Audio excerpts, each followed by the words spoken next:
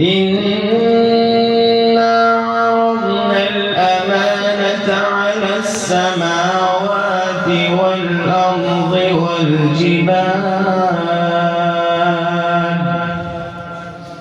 والجبال فأبين أن يحملنها وأشفقن منها وحملها الإنسان إنه كان ظلوما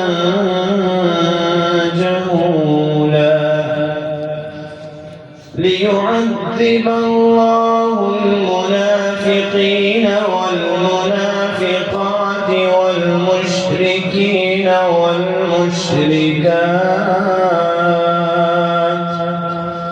ويتوب الله على المؤمنين والمؤمنات وكان الله غفورا رحيما. صدق الله